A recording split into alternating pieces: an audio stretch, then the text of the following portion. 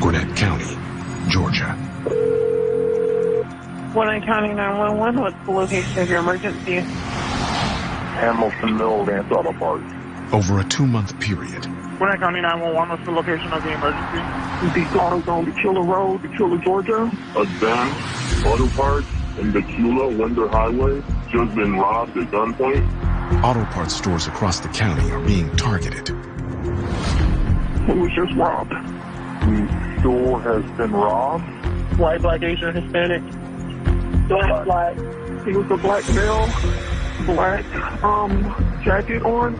By what appears to be the same suspect. Mid to later 20s, 5'6", 5'7". He was African American male. What did he take? Money, lost of it. After searching for the suspect for 13 weeks,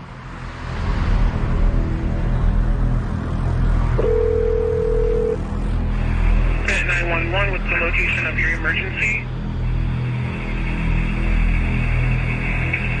Hello? Hello? Hello? Is anyone there? He's dead! He's dead! Who's dead? The guy shot him! Hold right there. What guy shot him? Did somebody rob the business? They tried! Okay, where is this subject that shot them? They went! Okay, is the officer there with you? Yes, he's here! Alright, you guys go down middle.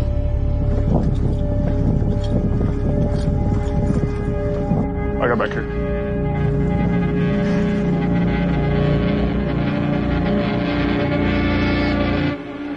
Okay.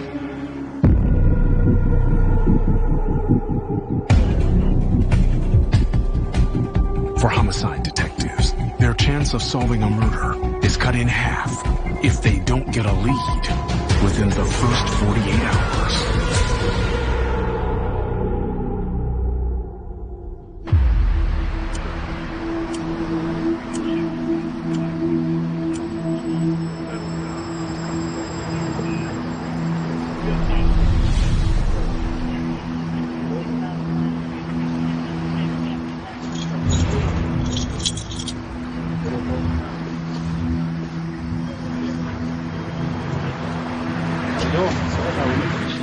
Four-year homicide veteran Corporal Chris Smith will lead the investigation.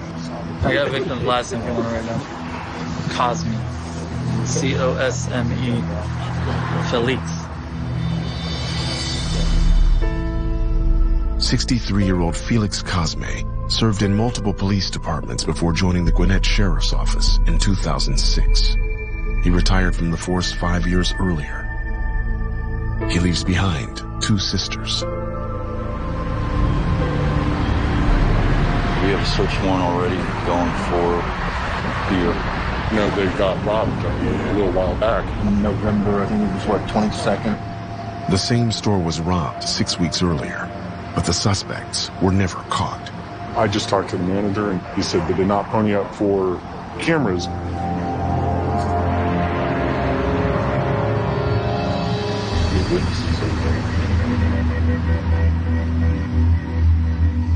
Detective Diego Galasso and Sergeant Shelley Millsap interview the 911 caller.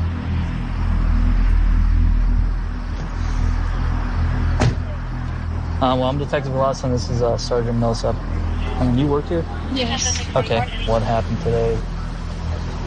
I was finishing up a 2012 Jeep Liberty, a scan.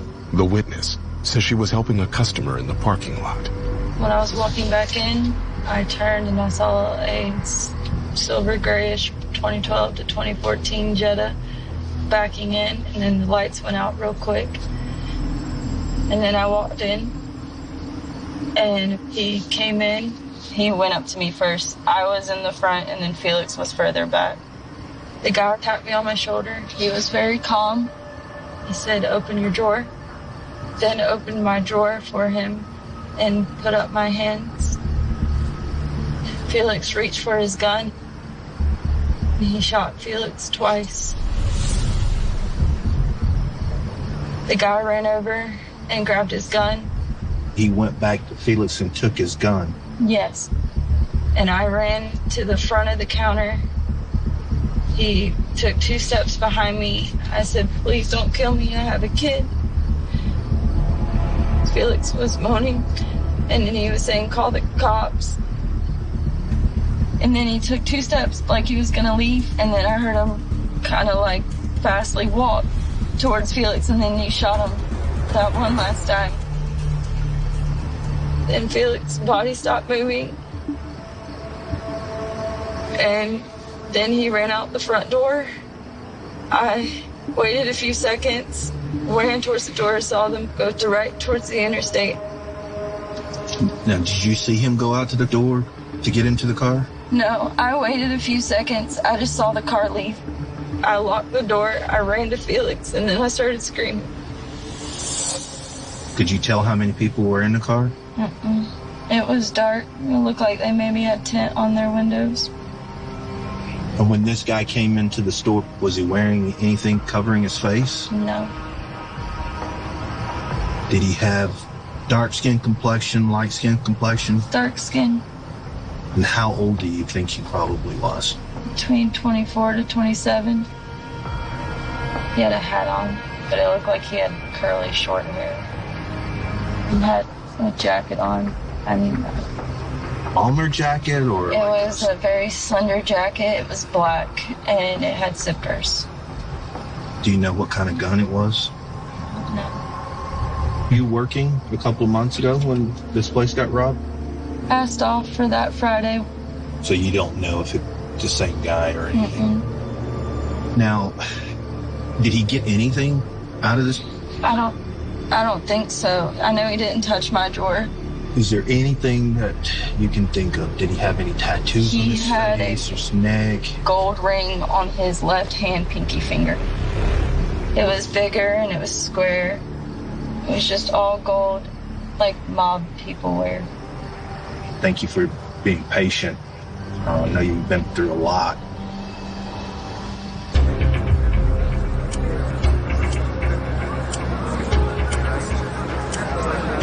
She walks inside and the black female follows with her around the same time. As word gets out that the robbery spree has turned deadly, Search warrant, sir. Okay, awesome. You want to go inside and look?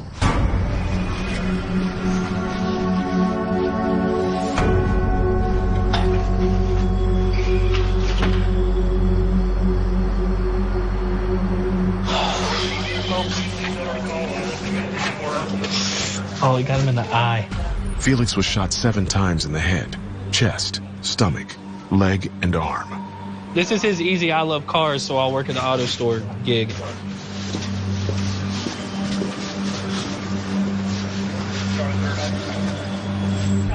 There's 2 shell casings right here. The team finds 7 .380 casings behind the counter. Okay, here's another one. And a single 40 millimeter near Felix's body. He had a gun. He went to reach for his gun. And where's his gun? The guy took it.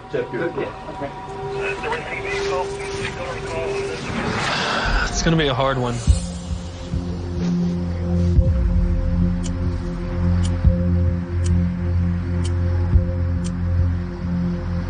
This is PO. Do you know him? He did work for us. Okay. One of Felix's former co-workers at the Gwinnett County Sheriff's Office comes to the scene after hearing about the murder. He was such a nice guy.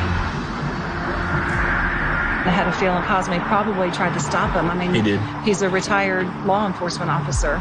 Yeah. You know, he's doing what he was trained to do. And he went out like that.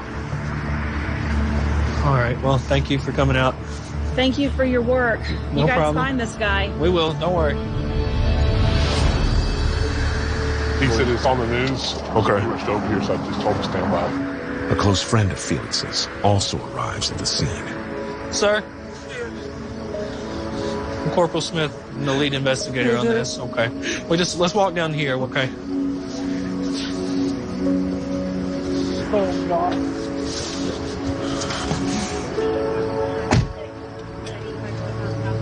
Oh, God. Is he gone? What? Yes, sir. He didn't make it. Well, I'm very, very sorry. He tried to stop a robbery.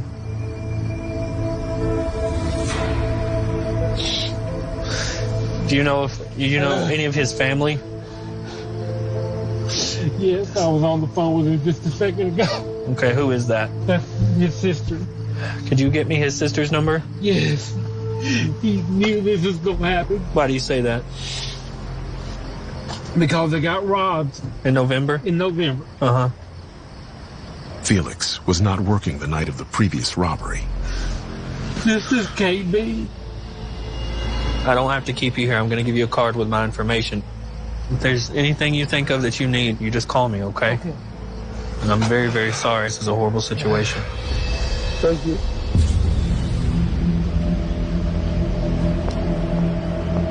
That's the worst part of this job.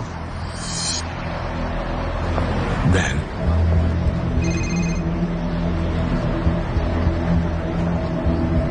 When?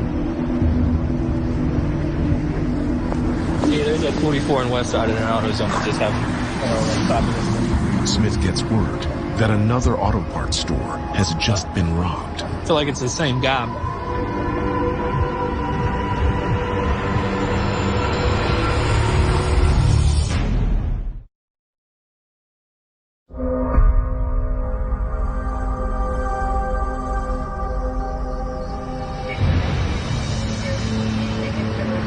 There was a robbery in the West Precinct. It's also a black male that would be on his way down the interstate.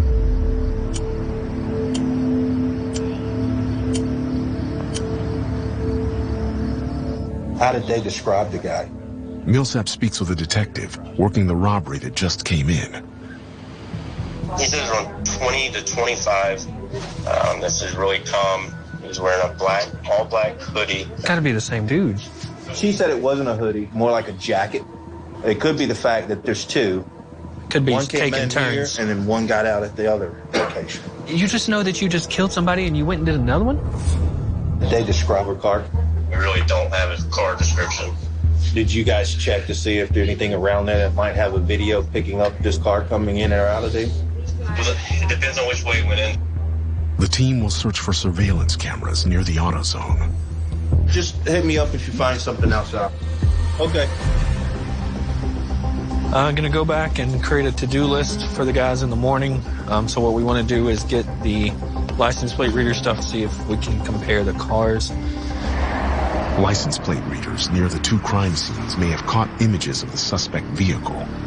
I'm going to set up a meeting for everybody tomorrow so that we can all get on the same page and compare all of these other robberies. That's kind of where we're at.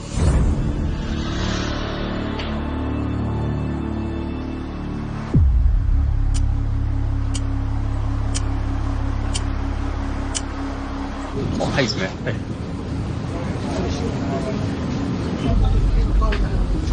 "12 hours in, The sketch artist. I've got her on standby.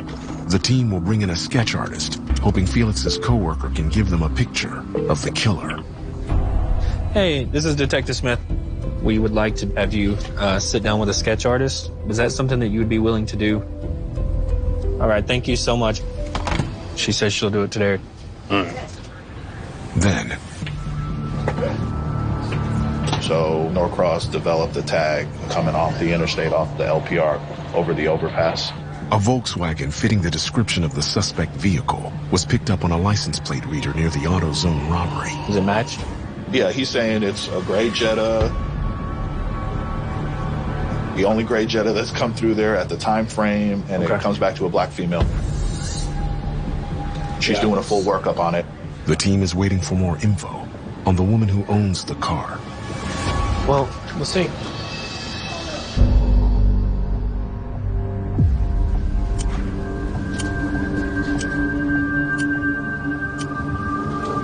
As pressure builds to catch the suspects before they strike again, Guys, squeeze in, please. detectives across several departments share what they know about the robberies. That's what we're trying to do today, is find out what cases match. People holding up the auto parts store is very rare. Because of that, Cofield was given that series. Robbery detective Justin Cofield is leading the investigation into the string of robberies. November 22nd of last year, the same O'Reilly's was hit. A black male, really skinny, black sweater, just like this one and all of them. They said that they should always stress that he was really calm. And most of them, he's wearing a surgical mask. He said, the government, I'm only here for the event. So. Fast forward. Last night, how was the MO? That one's very calm. He told him that I'm only here for the AutoZone money, not y'all. Pretty bold if they shot and execute him to go down the road, less than 40 minutes later and do another robbery. They've shown the violence and really don't give an F. Just so you know, I got off the phone with the FBI. They've been working pretty hard. We got to do something with this car. That's kind of the real solid lead we have now, so we work with what we got. This is where the experience in the room comes in hand, okay?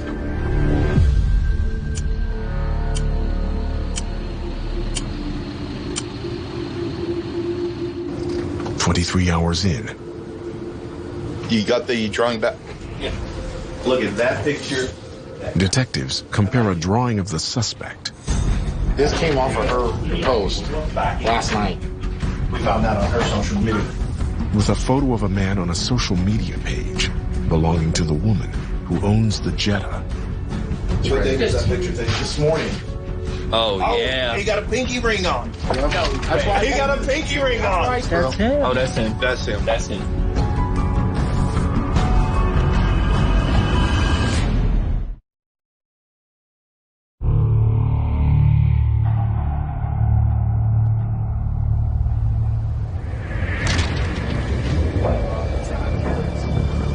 I told you the pinky ring was going to be the nail in the coffin.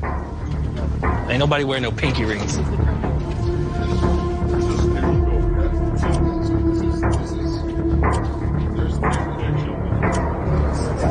So we're going to put him in a six-pack, give it to the bid? Absolutely. While Smith works on a lineup, Be ready to hit that house. Let's get somebody down there. That's what I'm saying. an unmarked car will keep eyes on the address of the Jetta's owner. I think that's your lineup. Call her.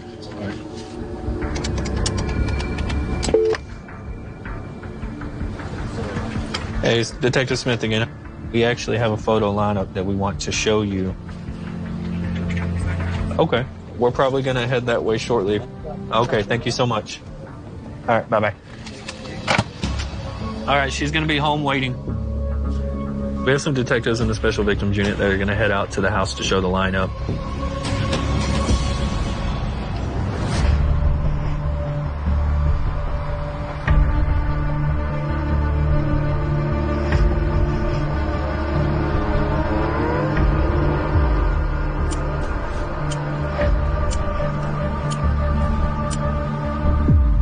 Hours in, detectives returned from showing the lineup to the eyewitness. Can't pick anyone out. She couldn't make a positive ID. That one. Not the end of the world, though. Yeah, right now. We have enough PC to grab that car all day long. I want to get a little more so we have this more airtight. Time is on our side. That's fine. Let's watch her movements. The team decides to get a warrant to put a GPS tracker on the Jetta.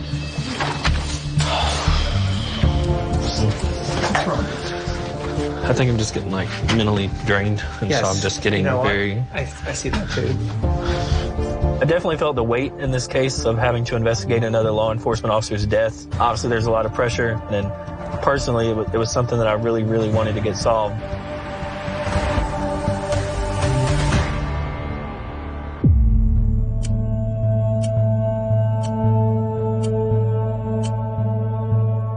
With the clock winding down, Yeah, that warning sign, though. I'm going to give this to somebody.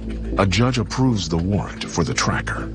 The trackers are extremely beneficial to us. We use them for a couple of reasons. The first, obviously, is we want to track that suspect vehicle and the people in it. We want to learn their daily routines, where they eat, where they lay their head.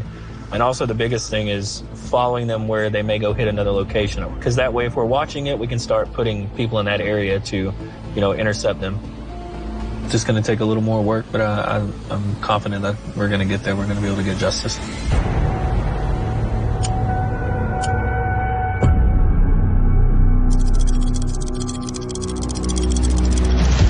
In the first 48, Gwinnett County Homicide responded to the murder of former police officer Felix Cosme, shot while trying to stop a robbery.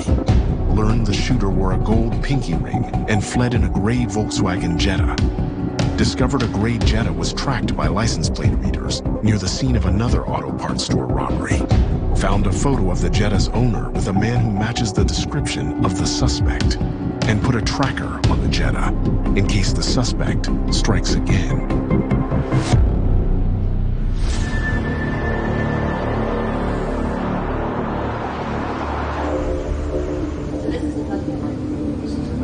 Tracker Friday, Saturday, Sunday. Over the next 5 days, That's when we see suspect vehicle make that U-turn right here. detectives track the Jetta's movements. She is continuing to go to work every day. And like nobody missed a beat. And we haven't seen him take her car and go anywhere all weekend. We're just gonna have to go ask her, hey, what were you doing today?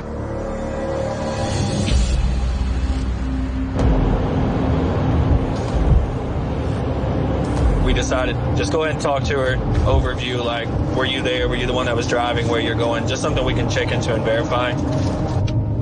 It's the next right.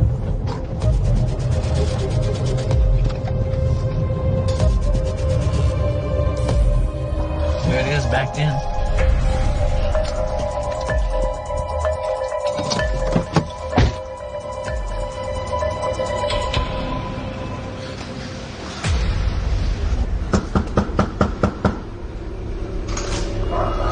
Hello? Hey, I'm Detective Smith. This is Detective Loomis with Gwinnett Police. We're following up on an incident that happened in Gwinnett on Jimmy Carter last week, Wednesday.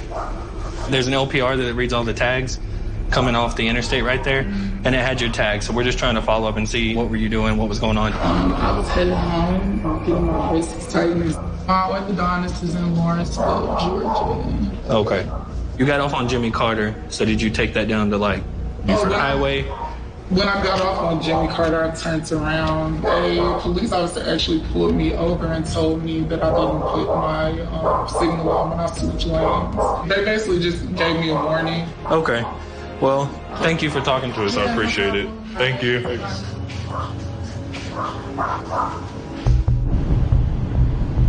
So we can pull that and see when she got pulled over? They can pull, if you know specifically the tag. Yes, sir. Will you pull up CAD? Detectives follow up on her alibi. Then look for a pullover on 85 South on the night of the robbery. Yep, she was pulled over. The Jetta was 5 miles away from the second auto parts store at the time it was robbed.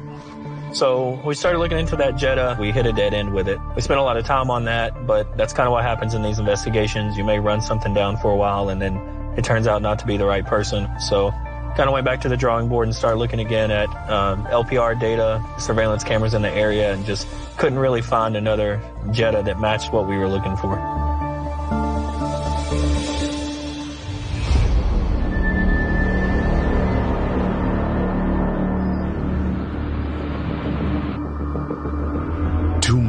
After Felix's murder. Gwinnett County 911, what's the location of the emergency? You want to how we arrived. They got her off that gunpoint. The crime spree continues. What do they look like? 2 black males, about 5'7", 5'6", wearing all black with face masks. Can you send somebody, please? Yes, sir. I've already got the call set up for police.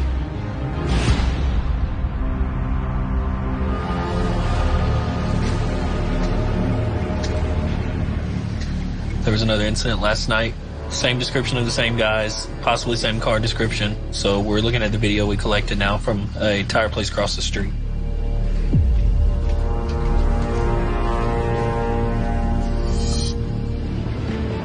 Right there. Yep. They just went in right there, right? Yeah. So 9:19. 4 minutes after the 2 men entered the store. There they go. Area. They just went around the corner.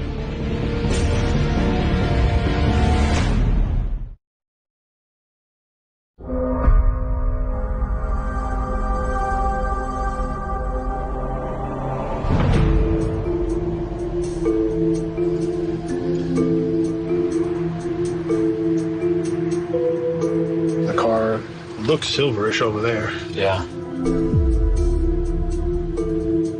Turning right onto Lawrenceville Highway and heading north. The team will check license plate readers in the area, hoping to ID the new suspect vehicle. That car is going to be picked up on a flock camera somewhere.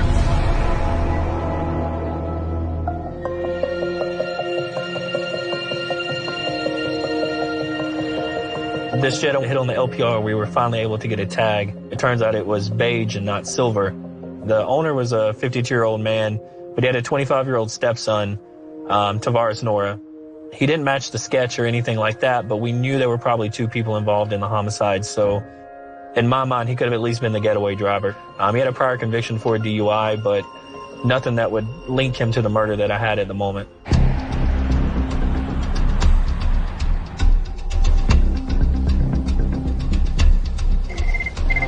2 months later. All right, thanks for calling me. Let me know. All right, bye. So I just got a call from Henry County Police. They just had a robbery at one of their auto parts stores. Another auto parts store robbery occurred in Stockbridge, Georgia, 30 miles from Gwinnett County. They said they came in, didn't really say much, ordered everybody to the ground. They kind of matched the physical description of what we're looking for. My only issue is the car. They came in a dark gray Camry. Smith checks Tavares Nora's arrest history to see if he's ever been stopped in a Camry. Let's see. Huh, what do you know? A Toyota Camry, 2009, gray. Tavares was driving a Toyota Camry when he was pulled over for a DUI a month before Felix was murdered. Somebody was in the car with him after he was arrested, and Prince Tafari Robertson, 27 years old. Could be the other guy. He's about the right age. He does have an ag assault, possession of a firearm, financial transaction card theft, theft by taking. But I would say he looked pretty dang close to the drawing. This would be the trigger man. I think that looks pretty accurate. I mean, I've never seen a sketch that close. We started researching Prince and Tavares. I looked through their phone records, and what we found was at least one of their phones was hitting at all of our incident locations. And then we started looking into the beige Jetta. We were able to put that at a lot of the crime scenes. It really wasn't enough yet to bring them in, still circumstantial. So at that point, we reached out to the FBI. So they came in with their assets and helped us to start doing physical surveillance on them.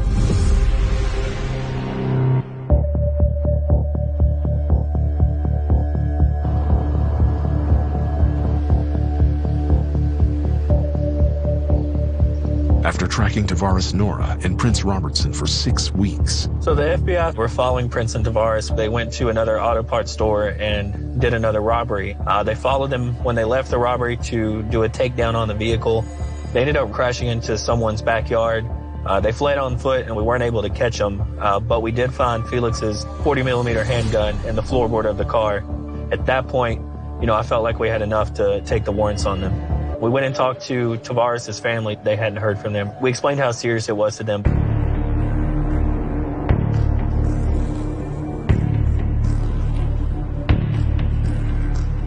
The day after detectives spoke to Tavares' family member. Tavares turned himself in. I think he's just been the driver all along. I don't think he's the mastermind. With the FBI and the takedown last night, I mean, he knows he's in some serious trouble. Maybe he'll feel more apt to opening up.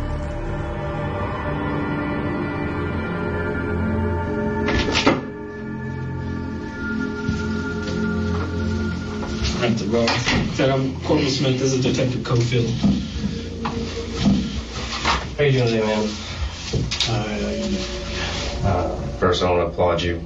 You came down here. How old are you? 25. Okay, so I'm only a year older than you. No different than you. Just tell me about yourself a little bit. I'm just human, striving for the best. You were? Yeah. Where at? America. Nice. I went to college, Clark University, to get better for basketball. Nice. Why do you think you're here right now? Well, my mom called me and told me about a murder. She thought the best thing for me to do was to turn myself in. And I did too. It's been a mature decision. Before. Yeah. You know, we've been working on this for a while. I know that you're not the only person involved. Maybe you're just helping a friend out. You kind of got drugged into something that you really didn't want to be in. So, what's your side of the story? What part of it? Well, talk to me about your friend Prince, right? We know you hang out with him a lot. How do you know him? I met him at a job. Okay. How long ago? A couple of years back. Okay. And the other guy has a pretty extensive criminal history. Yeah. Like last night, I didn't know like that was gonna happen.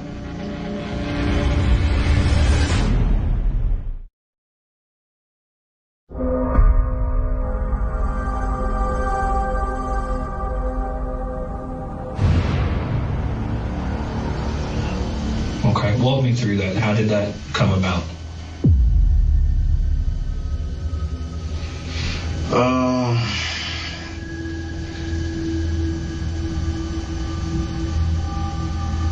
It was kind of like a scary situation, like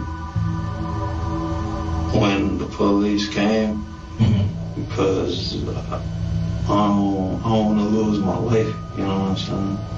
Absolutely. There's a lot of people that look up to me and need me around, so I was just trying to avoid getting killed that day. Like that was the craziest thing I ever.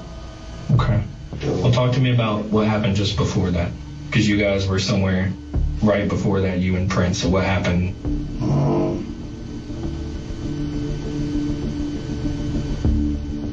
That's something I'd rather talk to a lawyer about.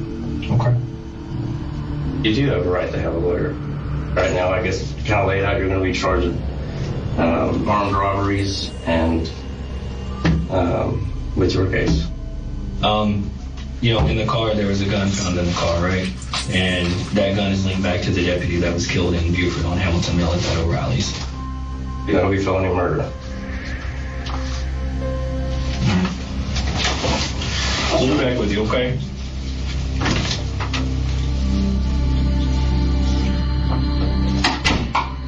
He was nice. I just think he was just overly probably tired from running all night, and he just seemed defeated. Now he's gonna get taken over to the jail. He's gonna go get booked in.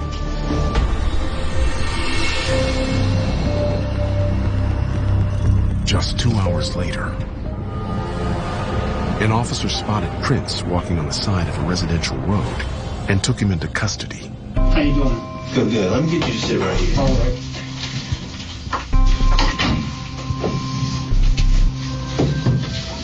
I'm Corporal Smith. This is Sergeant Millsap. Okay. And we just want to talk to you, you know, kind of get the story and see what's going on here. Okay. Yeah. And I know you probably got some questions, but... Yeah, I'm walking on the side of the road. I seen one GCPD drive down, take a left. I seen another sheriff pull off into the Marco's Pizza parking lot. So I'm walking, and then by the time I blink, I turn around, there's a gun pointed in my face, and then a gentleman ready to let a canine loose on me. Now, my only question is this. You guys go through months of top-notch training, am I correct? Mm-hmm. All right. So what is the grounds for you to pull up? And you guys are peace officers.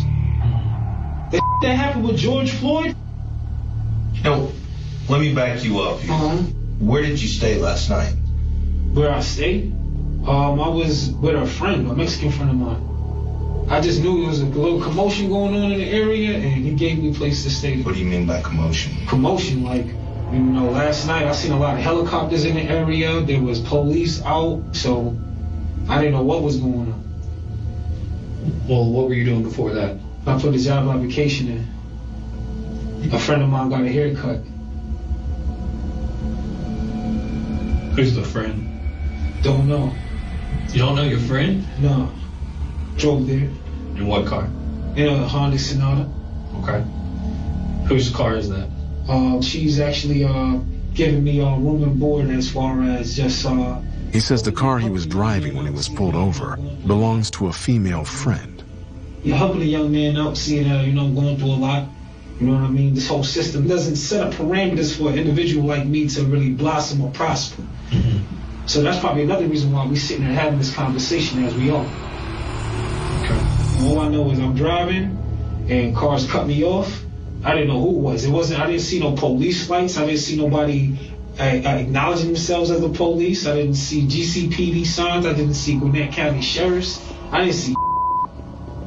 And at that point, I felt like I was in fear of my life, and I proceeded to basically remove myself from the situation. So what did you do with the car? I left it. And so what happened to your friend that was in the car with you? I don't know. Y'all just split up? Well, the thing is, he wasn't involved in anything. What do you mean he wasn't involved in anything? Me and him wasn't involved in anything. Interesting. So what happened in between the job application and the haircut? Were you anywhere else? No. Okay. So you never went to any auto parts stores? Nope. Okay. Well, what if I told you I have you on video at that auto parts store?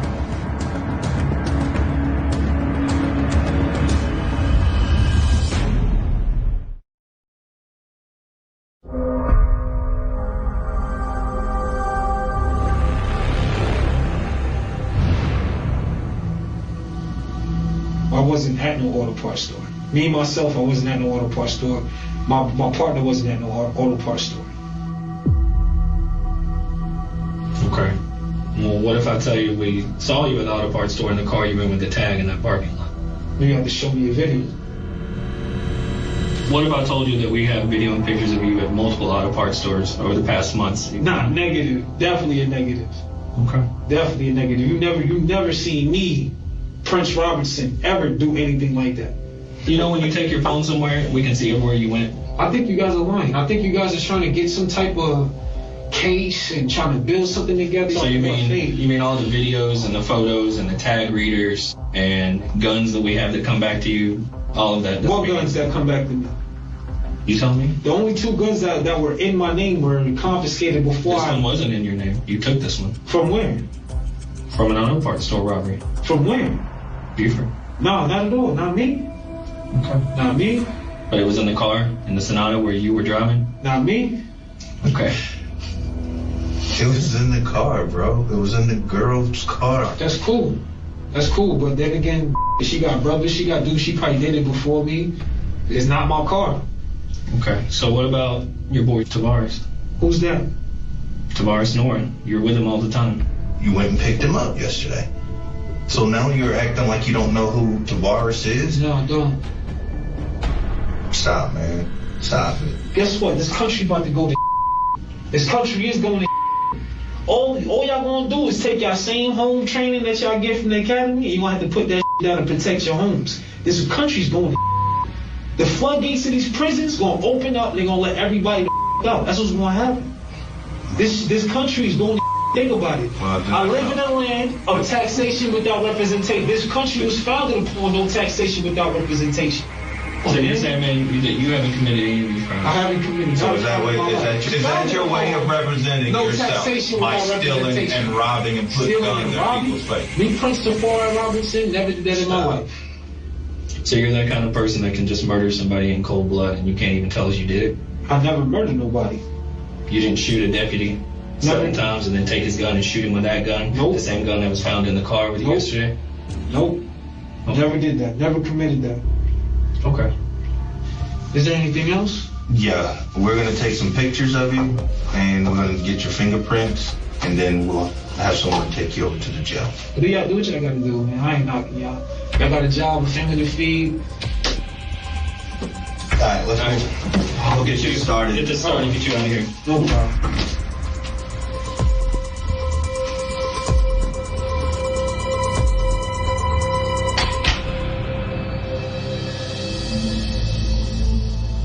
It feels amazing to finally have this case come to a close.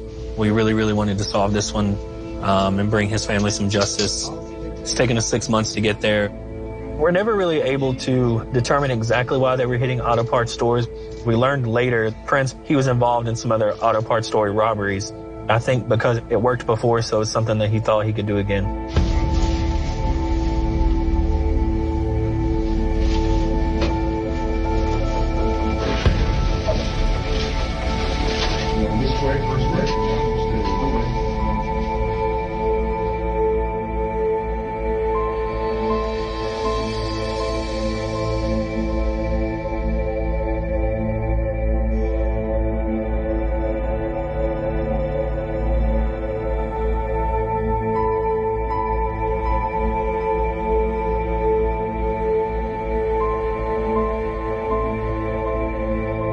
I've let Deputy Cosme's sister know that they were in custody.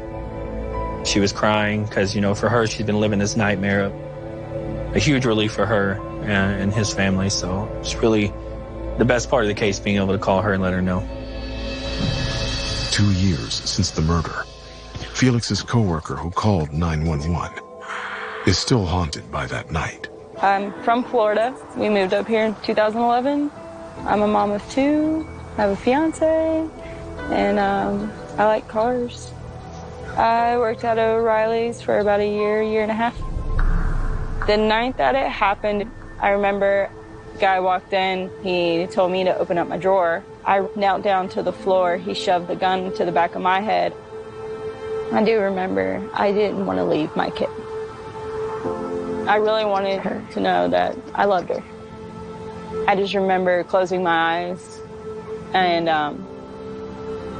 just preparing, myself to die. And then I heard him shuffle, and then he ran back, shot Felix in the face, and then ran out of the store. After the event happened, and I told the story to several different cops, and I remember feeling that I wanted to help them, but at the same time, all I really wanted was to go back home to my kid. After that whole incident, I didn't leave my house very much. If I go to the store or anything, someone has to be with me. My uncle actually called me. He was like, "Hey, they caught the guys." And I was like, "Oh, well, that's really good." But I'm still terrified. I'm still scared. And I'm not okay. I felt really bad that Felix died the way he did and that he wouldn't get to go home to his family. That's the hardest part for me to kind of get through, was the fact that I somehow managed to escape death, but he did not.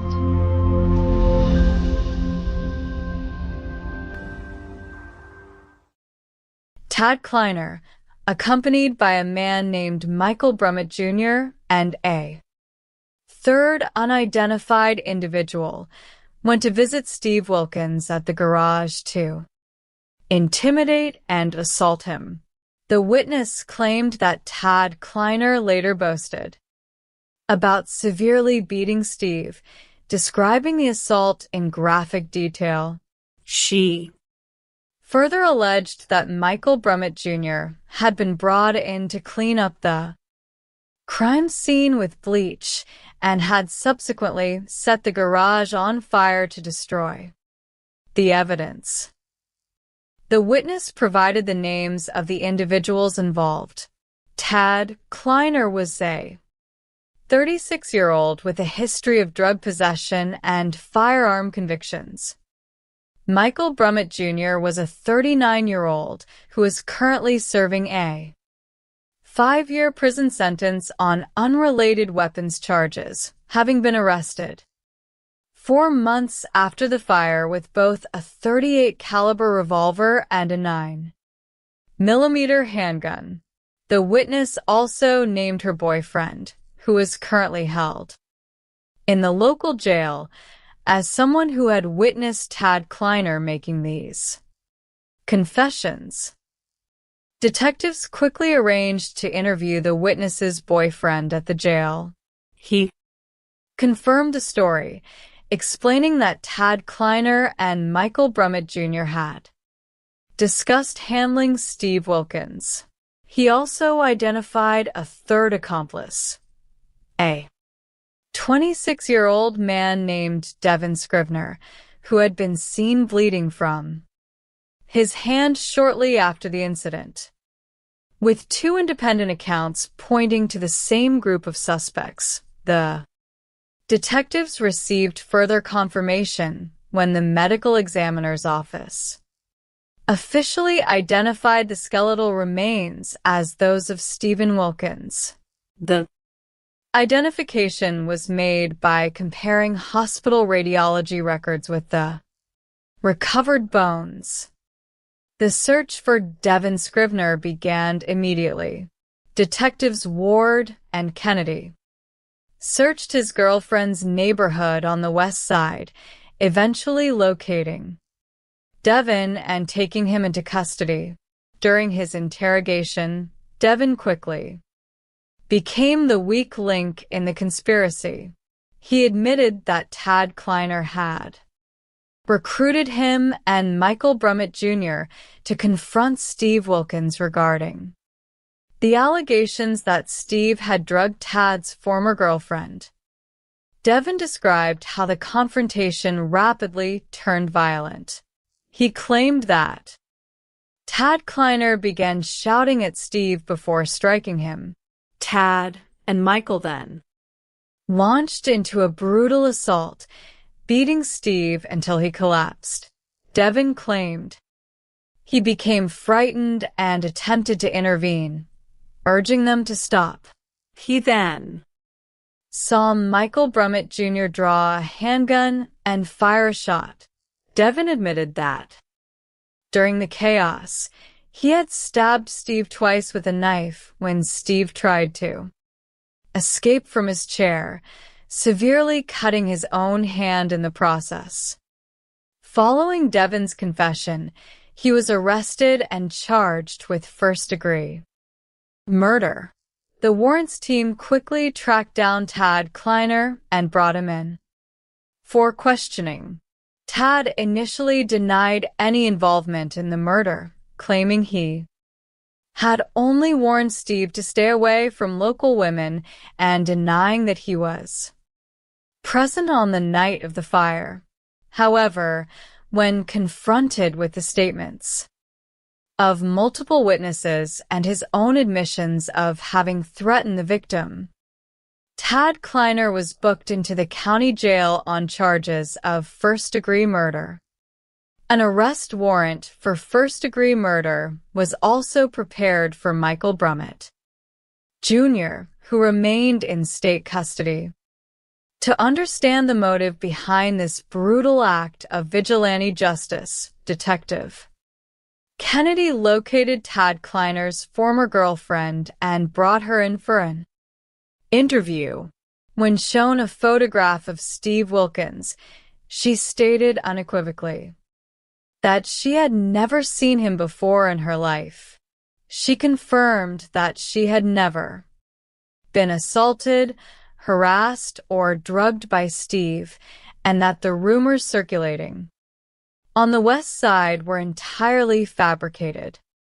The tragedy of Steve Wilkins' death was the result of baseless neighborhood gossip. A group of individuals had taken it upon themselves to administer street justice for a crime that never occurred, resulting in the senseless murder of an innocent volunteer and baker. Thanks to the diligent efforts of the Tulsa homicide detectives, the perpetrators were held accountable, bringing a somber resolution to a case that had remained hidden in the ashes for 5 months. The second investigation takes us to North Charleston, South Carolina, where the piece of a residential neighborhood on Rolling Fork Road was shattered in the early hours of the morning. A resident called 911 to report that an unknown individual was desperately banging on her doors and windows, screaming for medical assistance. When patrol officers arrived at the apartment complex, they discovered a young man collapsed under a first-floor stairwell. He was unresponsive, covered in blood, and bleeding heavily from a single gunshot wound to his upper thigh. Despite the rapid response of emergency medical personnel, the victim's pulse faded, and he was pronounced dead at the scene. Homicide detectives arrived to begin their investigation. The positioning of the body and the heavy volume of blood suggested that the victim had suffered a severed femoral artery. A trail of blood led from the stairwell back toward a set of dumpsters near the parking lot, terminating at a metal guardrail. Nearby, Investigators discovered a 9mm handgun magazine, but no firearm was. Recovered, a locked cell phone, heavily stained with blood, was found along the path of the blood trail. Detectives interviewed the residents who had placed the 911 call. Although they had not heard any gunshots, they provided crucial assistance by sharing the security camera footage from their front door. The video showed the victim stumbling onto their porch at approximately 1:17 in the morning, clearly injured, with no one pursuing him. The detectives located a city-managed security camera pointed directly at the single entrance and exit of the apartment complex. They also contacted the security company responsible for the complex's private cameras, arranging to download the footage from the pool area near the crime scene. Through fingerprint analysis, the coroner identified the deceased as 21-year-old Aurelius Siren Nelson Jr., known to his family and friends as C. He was a resident of James Island and the father of a young son. While reviewing the apartment complex's security footage, detectives identified a suspicious vehicle, a white or silver Infiniti sedan that exited the property at a high rate of speed just minutes before the 911 call. The detectives suspected that the shooting had occurred inside this vehicle and that the driver had fled the scene immediately afterward. The investigation took a dramatic turn 12 hours later when patrol officers attempted to stop a utility vehicle containing 3 individuals. When the vehicle pulled over, 2 occupants fled on foot, leaving behind a man who claimed he had been kidnapped and assaulted. The man explained to detectives that the 2 men who fled were friends of the deceased victim, Aurelius Nelson. They had accused him of setting Aurelius up to be robbed. The kidnapping victim revealed that on the night of the shooting, Aurelius had approached him, stating his intention to commit a robbery. Aurelius had identified his target as a local drug dealer who drove a white Infiniti. 37. The kidnapping victim provided the name of the drug dealer to the detectives. Using this information, the investigative teams searched public databases and identified several addresses associated with the owner of the white Infiniti. A search of his criminal record revealed a recent arrest on drug charges with a $40,000 bond. By contacting the bail bonding company, detectives obtained the address of the suspect's girlfriend. Detective Samuel located the girlfriend and persuaded her to come to the police department for an interview. She confirmed that her boyfriend drove a white Infiniti and that she communicated with him daily. At the request of the detectives, she placed a phone call to him on speakerphone. Detective Samuel spoke directly with the suspect, who agreed to come to the city hall within the hour to discuss the matter. However, before the suspect could arrive voluntarily, a license plate reader flagged his white Infiniti in traffic. Patrol officers performed a high-risk traffic stop, detaining the suspect and towing his vehicle to a secure police warehouse. At the police station, the suspect initially requested an attorney and declined to answer questions. However, detectives proceeded with a search warrant for his vehicle, using a chemical called Blue Star, which illuminates trace amounts of blood, forensic technicians discovered significant quantities of blood-soaked. Deep beneath the fabric of the front passenger seat, it was clear that someone had thoroughly wiped down the interior of the car in an attempt to destroy evidence. Additionally, detectives observed what appeared to be a bullet hole in the driver's side door. Faced with the physical evidence in his vehicle, the suspect chose to waive his rights and speak with the detectives. He recounted a harrowing story of survival.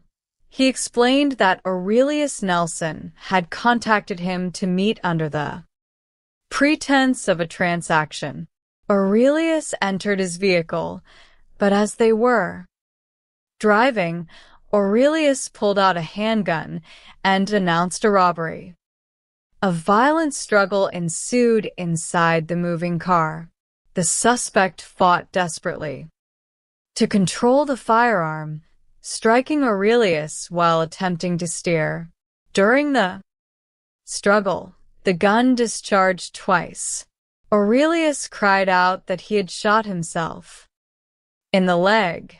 The suspect managed to wrest the gun away, and Aurelius fled the vehicle, running toward the apartment complex where he eventually collapsed. Terrified and unsure of what to do, the suspect drove away and threw the handgun into a nearby wooded area before returning home to clean his car. The detectives carefully analyzed the suspect's account. The physical evidence, including the trajectory of the bullet hole in the door and the nature of the victim's thigh wound, perfectly aligned with the struggle over a firearm from the driver's seat. It became clear that Aurelius Nelson had tragically caused his own death during an attempted armed robbery. The detective division decided not to charge the suspect with murder, recognizing that he had acted in self-defense during a violent crime. Instead, he was charged with misprision of a felony for his actions in cleaning the blood from the vehicle and disposing of the firearm. The case concluded with a profound lesson on the tragic consequences of criminal choices, leaving a young father deceased and another man facing felony charges for his panic-driven response to a life-threatening situation. The third investigation brings us to Gwinnett County, Georgia, where a double homicide occurred at a quiet community park in the middle of the night. A frantic young woman called 911 from a parked car, reporting that her boyfriend and his friend had just been shot by unknown individuals who fled through the woods.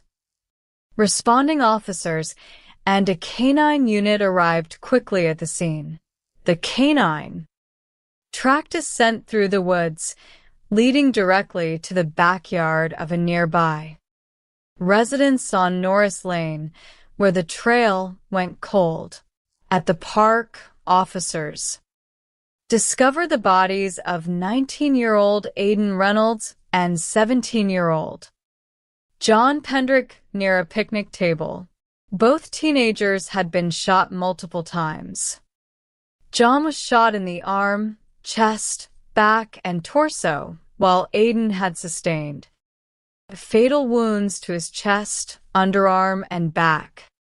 Crime scene investigators recovered 13 9mm shell casings clustered tightly around the picnic table, suggesting a single shooter had fired a rapid succession of rounds inside the waistband of John's trousers. Investigators discovered a realistic-looking replica toy gun. Detectives Pearson and Raina interviewed John's girlfriend, Kayla, who had remained in the car during the incident. She explained that Aiden and John had traveled to the park to sell $400 worth of marijuana to an individual they had contacted through the social media application Instagram. Kayla claimed she had fallen asleep in the vehicle and was awakened by the sound of gunfire, catching only a brief glimpse of two individuals in black clothing fleeing into the darkness. She denied knowing the identity of the buyer. Forensic technicians processed the scene and recovered the mobile phones of both victims. While John's phone was accessible, Aiden's phone was severely damaged and required specialized repair before any data could be retrieved.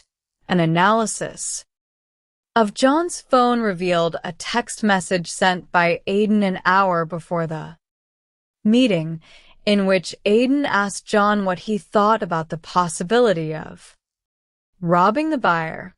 This text suggested that the transaction was fraught with dangerous intentions from the outset.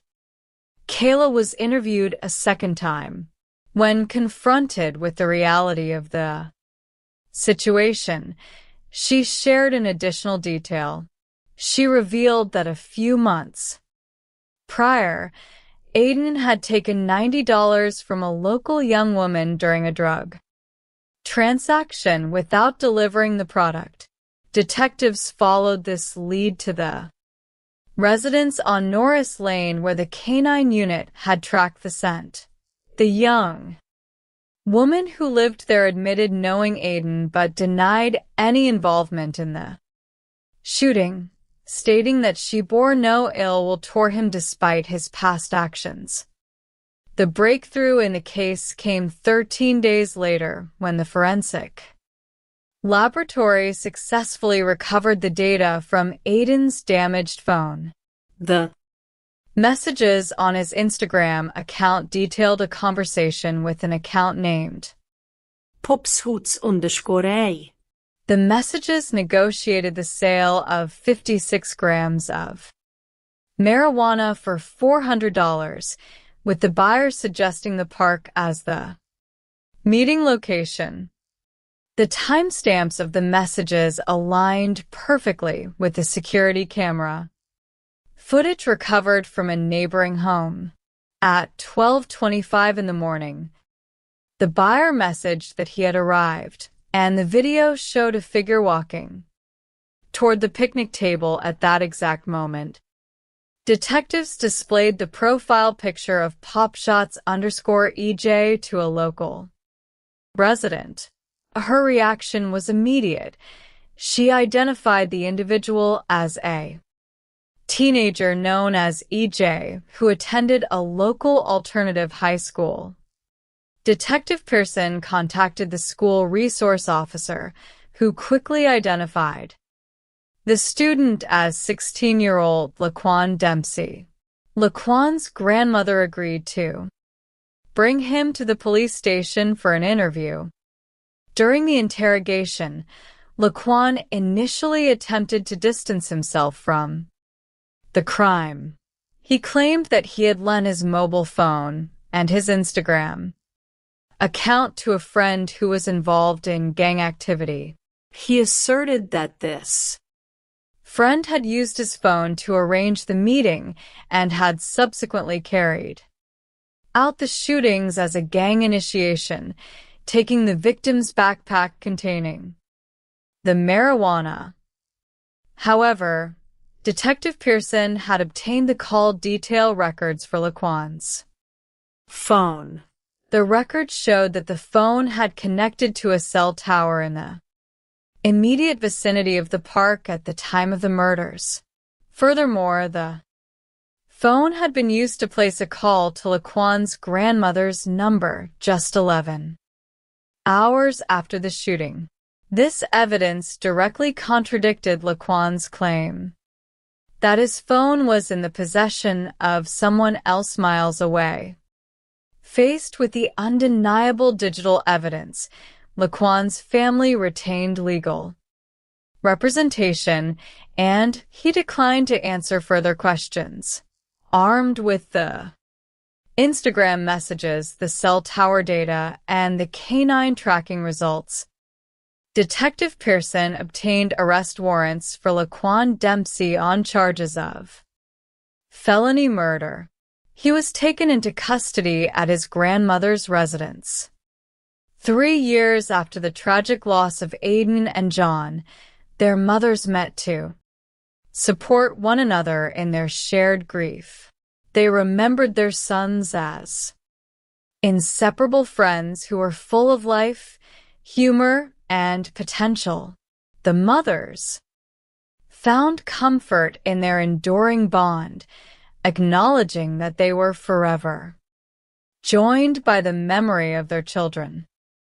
These 3 investigations demonstrate the profound impact of violent crime on individuals, families, and communities. In each case, detectives worked methodically to separate truth from rumors, relying on objective evidence and forensic science to solve complex crimes. The dedication of these law enforcement professionals ensures that those who commit acts of violence are held accountable while offering a sobering reminder of the value of human life and the critical importance of choosing the path of peace and justice. Chapter 1. The passage of time is the most relentless adversary of those who seek justice. In the quiet hours of the night, when the rest of the world is asleep, a thin line of investigators stands between the chaos of violent crime and the cold silence of unsolved history for those who dedicate their lives to solving homicides. There is an unwritten rule, a statistical reality that governs their existence. The first 48 hours. If a lead is not found within this critical window, the probability of solving the case is cut in half. The trail begins to grow cold almost immediately as memories fade. Evidence is washed away by the elements, and those responsible begin to cover their tracks. On a humid night in North Charleston, South Carolina, the silence was shattered by a frantic call to the emergency dispatch center. The voice on the other end of the line was trembling with fear, reporting that someone was outside, banging violently on the windows and doors of a residence at 6 Rolling Fork Road, screaming desperately for help. The dispatcher dispatched patrol units to the scene immediately, signaling that an officer would arrive as soon as possible. Unit 342 arrived on the scene shortly after, the blue and red lights reflecting off the damp pavement. The responding officer quickly realized that this was not a simple disturbance. The officer reported a robbery with a victim down, noting that there was a substantial amount of blood scattered across the immediate area. The victim had sustained a gunshot wound to the upper thigh, and his pulse was fading rapidly, although he was still breathing when the first responders arrived. Despite the efforts of the medical personnel, the injury proved fatal. The femoral artery had been severed, causing a rapid and catastrophic loss of blood. When the homicide detectives arrived, they were greeted by the somber reality of a young life cut short. The deceased victim lay underneath a stairwell on the first floor of the apartment complex. There was no immediate identification on his person, but he bore several distinctive tattoos that suggested potential street affiliations. The investigators knew that fingerprinting would be required to establish his true identity. The physical evidence painted a grim picture. A distinct trail of blood led from the stairwell back behind a row of dumpsters, continuing along a metal guardrail. Near the scene, investigators located a 9mm ammunition magazine, but there was no firearm to be found. The lack of gunshots reported by the neighbors suggested that the shooting might have occurred within the enclosed space of a vehicle, muffling the sound and explaining why no one in the immediate vicinity had heard the fatal blast. A locked cell phone was recovered near the blood trail, presumably belonging to the victim. The device held potential clues, prompting the detectives to seek a search warrant to access its contents. Detectives began the tedious process of interviewing the residents of the apartment complex. They spoke with the couple who had placed the emergency call. The residents confirmed they had heard no gunfire, only the desperate knocking of a man fighting for his life. The male resident explained that he worked early morning shifts at a local supermarket and had been asleep when his partner noticed a figure near their front door. Security footage from a resident's doorbell camera provided a critical piece of the puzzle. The video captured the victim approaching the door at 1:16 in the morning, clearly suffering from his injuries, but there was no one pursuing him.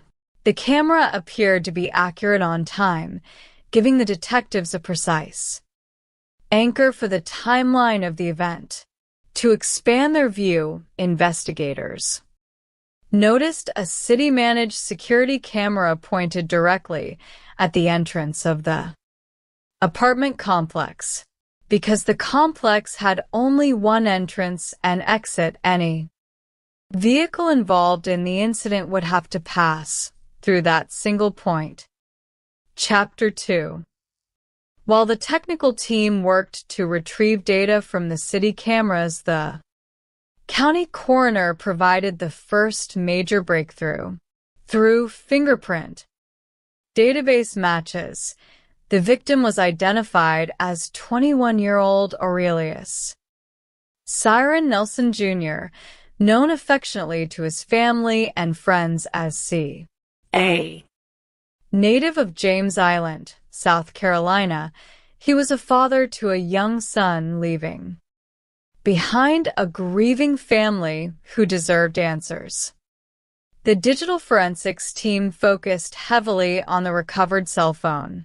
In the absence of eyewitnesses, the digital footprint left behind by the victim was their most promising lead. Meanwhile, the analysis of the city's security footage began to yield results. Investigators focused their attention on the minutes leading up to the emergency call, searching for any vehicle leaving the complex. Around 1:11 in the morning, a single vehicle was observed exiting the property and turning eastbound on Rivers Avenue at a high rate of speed. The vehicle appeared to be a white or silver sedan, possibly an Infiniti, although the license plate digits were not visible in the initial footage. The distinctive taillight pattern matched the profile of a late-model Infiniti sedan. Detectives made contact with the security firm responsible for the cameras mounted near the apartment complex pool. The representative agreed to meet the investigators at 8 o'clock in the morning to provide direct access to the high-definition recording system stored in the pool clubhouse closet. The cooperative effort between private security and local law enforcement promised to deliver a clearer picture of the vehicle. As the investigators left the apartment complex, they were approached by a young woman who identified herself as the girlfriend of Aurelius. She was visibly distraught, having learned of his death from his family. She informed the detectives that they had been staying at a nearby motel located approximately a mile from the crime scene. According to her account, Aurelius had been sleeping, but suddenly woke up around 1 o'clock in the morning, got dressed, and walked out without speaking to her. She insisted that no one had followed him from the room, leaving his sudden departure a mystery. When detectives analyzed the high-definition footage from the pool cameras, they confirmed the presence of a white Infiniti sedan. The vehicle was moving slowly through the parking lot around the time of the shooting, but the actual violent encounter occurred just out of the camera's frame. Despite the improved quality, the license plate remained illegible, leaving the team to rely on other investigative methods to locate the car. Chapter 3. After 12 hours of continuous investigation, the case took an unexpected turn. Patrol officers in a nearby sector observed a Toyota RAV4 driving erratically. A passenger in the vehicle was attempting to conceal his face with a jacket. When a patrol sergeant attempted to initiate a traffic stop, the vehicle pulled over, and 2 male occupants fled on foot into the darkness. Upon inspecting the abandoned vehicle, officers discovered a significant amount of blood inside. The remaining passenger, who had been hiding under the jacket, claimed that he had been assaulted and kidnapped by the 2 men who fled. He asserted that his captors were friends of the late Aurelius and accused him of setting up their friend to be killed. The individual was transported to a local hospital for treatment, where detectives conducted an interview. He revealed that Aurelius had visited his apartment near the crime scene earlier that night and stated he was planning to commit a robbery. He claimed that Aurelius left on foot and never returned. The following morning, the 2 vengeful friends arrived at his home, forced him to call the individual Aurelius had intended to rob, and then forced him into the vehicle when the call was abruptly disconnected. During the interview, the witness provided the name of a known local drug dealer who drove a white Infiniti G37. This information aligned perfectly with the vehicle observed on the security footage. The detectives now had a primary suspect and a potential motive, a robbery attempt that had gone horribly wrong. Investigators began checking several addresses associated with the owner of the white Infiniti. They combed through neighborhoods, checking driveways and parking lots for any sign of the white sedan. Despite hours of searching, the vehicle remained elusive. To broaden the net, detectives entered the vehicle's information into regional law enforcement databases and put out a general notification for agencies in the surrounding area to be on the lookout for the car. The next morning, the digital forensics team successfully extracted messages from the victim's phone. The data revealed a series of text messages between Aurelius and the owner of the Infiniti, spanning 20 to 30 minutes prior to the shooting. The final messages indicated a meeting location, and the suspect had sent a follow-up text after the incident, likely attempting to establish an alibi by asking where Aurelius was. Chapter 4. Through public records, investigators discovered that the suspect had recently been released on a substantial bond for drug-related charges in a neighboring county. The detective contacted the bail bonding company that had secured his release. The bondsman provided a current address and the name of the suspect's girlfriend, offering a new avenue of approach. Detectives located the suspect's girlfriend and invited her to the police department to assist with the investigation. During the interview, she confirmed that she spoke with the suspect daily and that he had visited her residence. Early on the morning of the incident, she described his behavior as typical and confirmed that he drove a white sedan. In an effort to resolve the matter peacefully, the detective asked the girlfriend to call the suspect. With the call on speakerphone, the investigator introduced himself and requested that the suspect come to City Hall to discuss the ongoing investigation. The suspect agreed, stating he would arrive within an hour. However, before the suspect could arrive voluntarily, a license plate reader in the area flagged the white Infiniti. Patrol officers executed a high-risk traffic stop, detaining the suspect and securing the vehicle.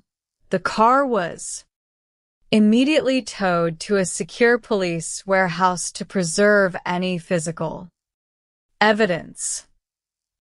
The suspect was brought to the interrogation room, visibly upset about being detained after agreeing to meet. The lead detective explained the situation, apologized for the abrupt arrest due to the automated system flag, and removed his handcuffs as a gesture of goodwill. The detective presented the suspect with his constitutional rights, which the suspect reviewed and signed, expressing his desire to speak with an attorney before making any official statements. Faced with the suspect's refusal to speak without counsel, the detectives focused their efforts on the physical search of the white Infiniti.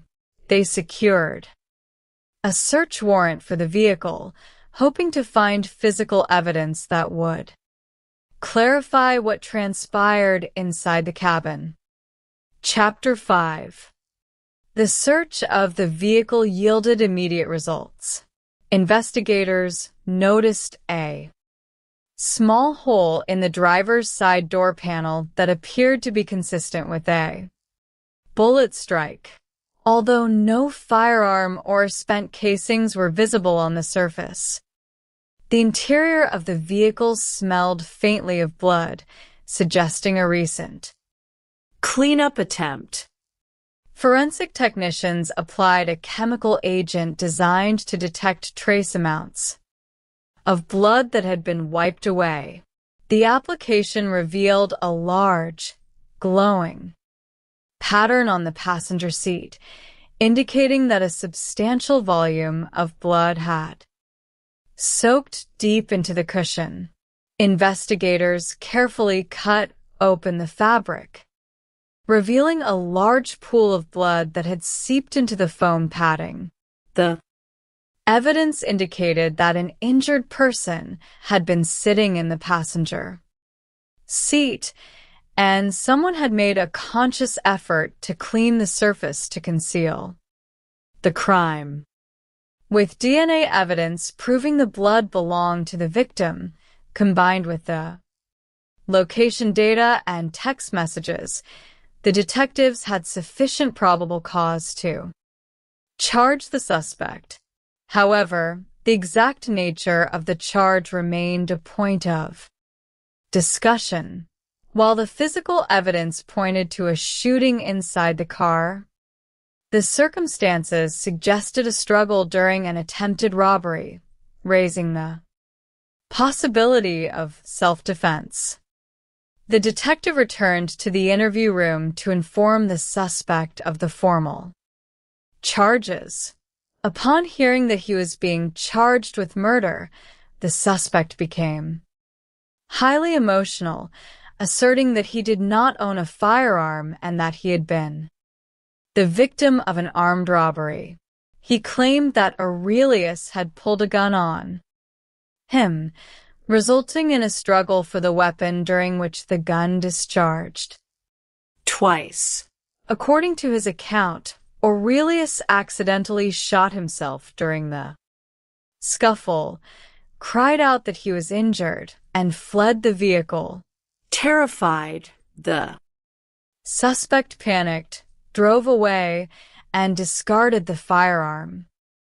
The suspect agreed to waive his right to silence and documented his account on a rights advisement form.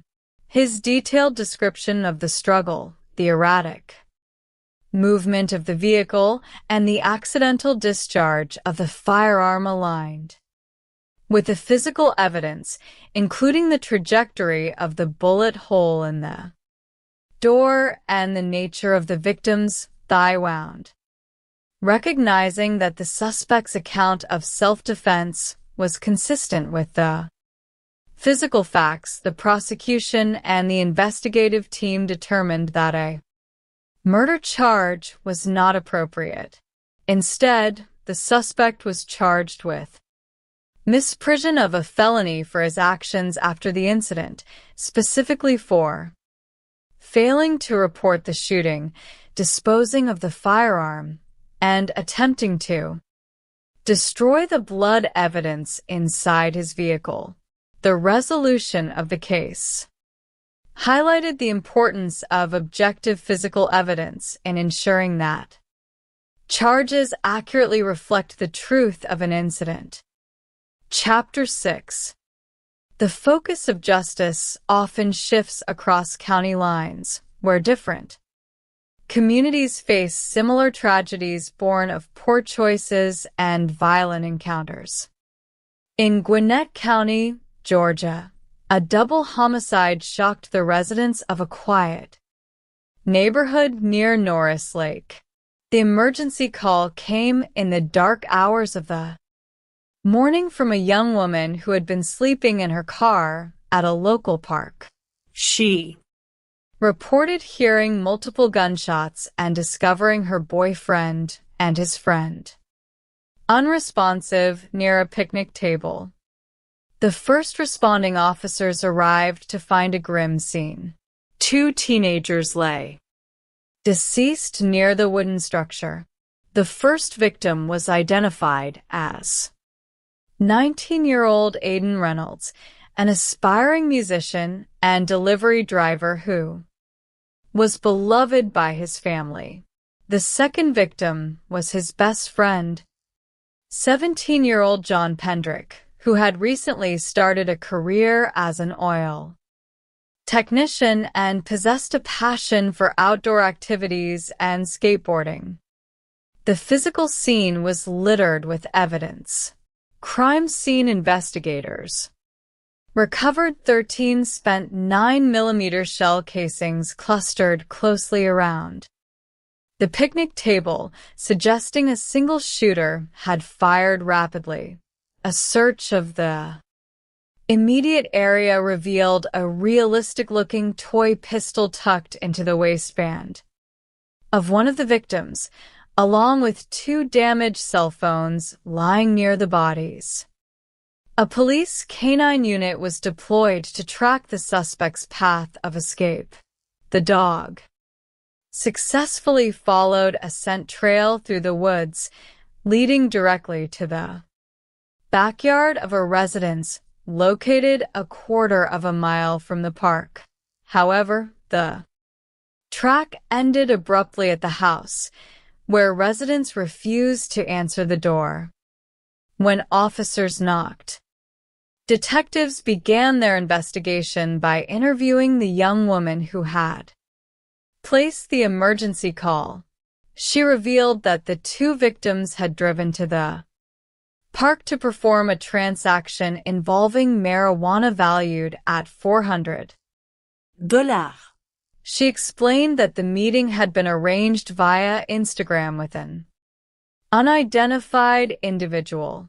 She claimed to have fallen asleep in the vehicle and was awakened only by the sound of gunfire, catching only a brief glimpse of two figures dressed in black fleeing the scene. The investigators suspected that the incident was a targeted robbery. They began searching for security cameras in the neighborhood that might have captured the suspect's movements before or after the shooting. A nearby homeowner possessed a motion-activated camera system, but the family lacked the active internet connection required to download the footage immediately, requiring the detectives to wait for technical assistance. Chapter 7. The digital forensics team worked to gain access to the victim's damaged cell phones. While one phone remained inaccessible due to physical damage, technicians successfully retrieved data from the other device. The messages revealed a conversation between the victims and an Instagram account with the username popshuts_. The messages detailed the negotiation for 56 grams of marijuana. The suspect had instructed the victims to meet at the park at sunset, a local term used for the area near the lake. The timeline of the messages matched the security footage that investigators eventually recovered from the neighboring residence.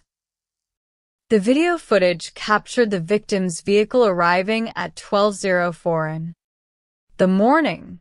At 12:13, the headlights of another vehicle flickered, indicating communication. At 12:25, the suspect sent a message stating he had arrived, and the video showed two figures approaching the victims near the picnic table. Seconds later, the figures fled, leaving behind a scene of devastation. The investigators identified the owner of the Instagram profile as a local 16-year-old named Laquan Dempsey. The youth attended a local alternative high school, and residents in the community recognized his photograph, confirming his nickname was EJ. Detectives visited the residence where the K-9 unit had terminated its track. A resident confirmed that Laquan was a frequent visitor to the home and was a friend of her brother. She revealed that Laquan had recently expressed anger over a previous incident where he claimed to have been robbed by a young man during a similar transaction, suggesting a potential motive of retaliation. The detective contacted Laquan's grandmother, who agreed to bring the teenager to the police department for questioning. During the interview, Laquan initially claimed that he had shared his Instagram account with a friend and had lent his phone to that same individual during the week of the homicide. However, the investigator had secured cell phone tower records for Laquan's device. The data placed his phone in the immediate vicinity of the park at the exact time of the murders, and records showed several calls made from the device to his grandmother's phone during that period. Confronted with the digital evidence, Laquan's narrative began to unravel. Laquan admitted to being present at the park, but claimed he was merely a witness to the actions of his companion, who he alleged was attempting to initiate him into a local street gang. He claimed his companion had taken his phone to arranged the meeting and had executed the robbery and shooting without his prior knowledge. Despite his attempts to minimize his involvement, the evidence demonstrated that Laquan had actively participated in the planning and execution of the robbery that resulted in the deaths of the two teenagers. Investigators secured warrants for his arrest, and he was taken into custody without incident at his grandmother's home. The tragedy left two families bound by a shared grief, a stark reminder of the devastating consequences of youth violence. Chapter 8. The pursuit of justice often requires investigators to look backward, unearthing secrets that have been buried by time and human hands. In Tulsa, Oklahoma, a bizarre discovery on the city's west side set off a complex investigation into a crime that had occurred months earlier. A resident searching for her lost cat's collar in a neighbor's backyard made a horrifying discovery. Tucked beneath the debris of a detached garage that had burned down 5 months prior, she found human skeletal remains. The patrol officers who arrived on the scene confirmed the presence of a human jawbone and secured the area for homicide detectives. The Tulsa Fire Department had extinguished a major blaze at the detached garage in September of the previous year, because the structure had been filled with a significant amount of discarded items. Firefighters had not noticed the body beneath the collapsed roof and debris during the initial incident. A forensic anthropologist, Dr. Angela Berg, was called to the scene to assist with the excavation. Her preliminary examination revealed clear signs of blunt force trauma and fractures to the skull that did not appear to be the result of the fire. The positioning of the remains suggested the body had been intentionally placed under a structure before the fire began. As investigators began clearing the scene, they recovered a single spent 9mm shell casing, heavily corroded by exposure and heat. Dr. Berg's subsequent analysis confirmed that the victim had sustained a fatal gunshot wound to the base of the skull, officially reclassifying the case as a homicide. The property owner's behavior immediately aroused suspicion. When a crime scene detective contacted him to request that he return to the property, the homeowner claimed to be out of state and refused to meet. However, patrol officers quickly determined that he was still in the local area, suggesting he was actively avoiding contact with law enforcement. During a subsequent phone conversation, the homeowner admitted that a local resident named Stephen Wilkins had been living in the garage prior to the fire. He claimed he had not seen Stephen since the night of the blaze and assumed he had fled after some unidentified individuals had visited the property to express their displeasure with him. The homeowner was brought to the detective division for a formal interview. He explained that Stephen had fallen on hard times and had been living in the garage apartment for approximately 3 years. He claimed that on the evening of the fire, 2 unidentified white males had visited Stephen, and Stephen had indicated they were unhappy with him. The homeowner insisted he had no involvement in the fire or Stephen's disappearance, claiming he simply assumed his tenant had run away to escape trouble. Chapter 9. The breakthrough in the case came from the community itself. A patrol officer brought in a female resident from the West Side who claimed to have firsthand knowledge of the incident. She revealed that a rumor had been circulating through the neighborhood that Stephen Wilkins had allegedly drugged a local young woman. According to her account, a local man named Tad Kleiner, known on the street as Taboo, became enraged by the rumor. On the night of the fire, Tad, along with his companions Michael Brummett and Devin Scrivener, went to the garage to confront Stephen. The witness stated that Tad had openly bragged about severely assaulting Stephen, claiming they had beaten him to the ground. She further alleged that Michael Brummett had been tasked with cleaning up the scene and had subsequently set the garage on fire to destroy the physical evidence of the assault. Investigators verified that Michael Brummett was currently serving a 5-year sentence in a state correctional facility on unrelated firearm charges. Notably, he had been arrested months after the fire in possession of a 9mm handgun, providing a potential match for the casing recovered from the burn site. Detectives located the female informant's boyfriend, who was currently held in the county jail on unrelated charges. He confirmed the account, stating that he had seen Devin Scrivener with a significant injury to his hand on the night of the fire.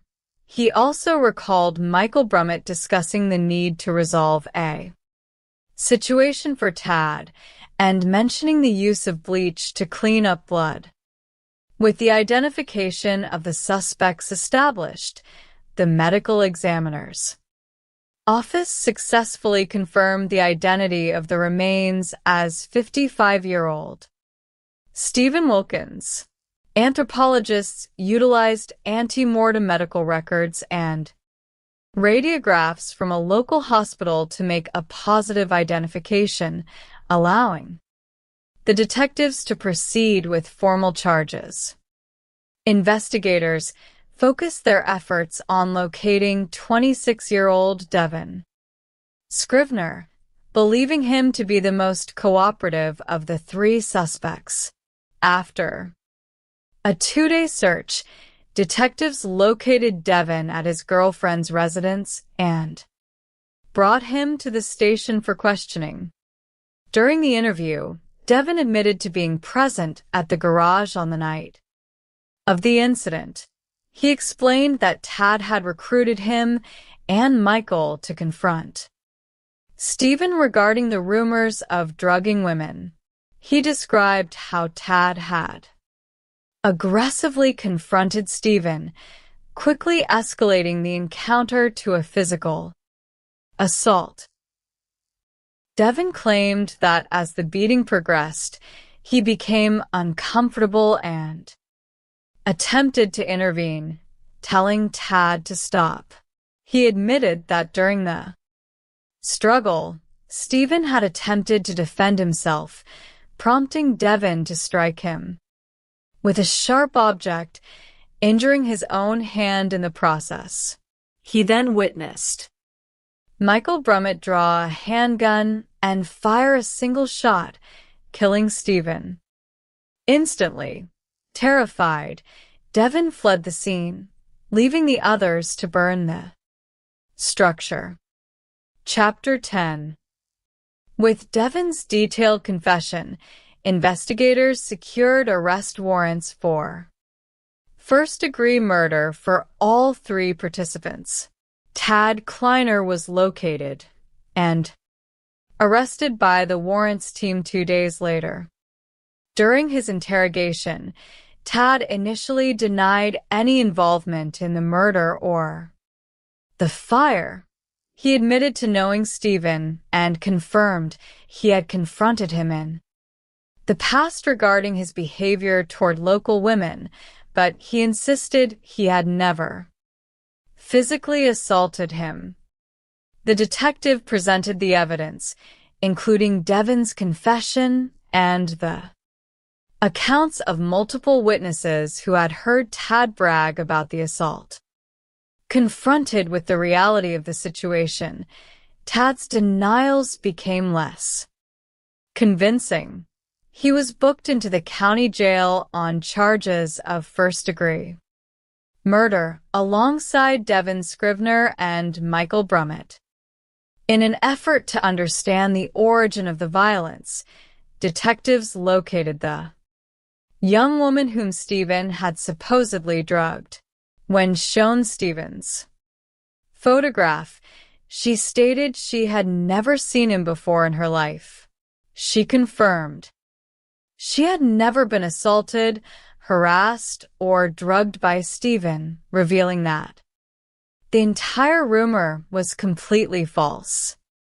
The investigation concluded with the tragic realization that Stephen Wilkins had lost his life over a baseless neighborhood rumor.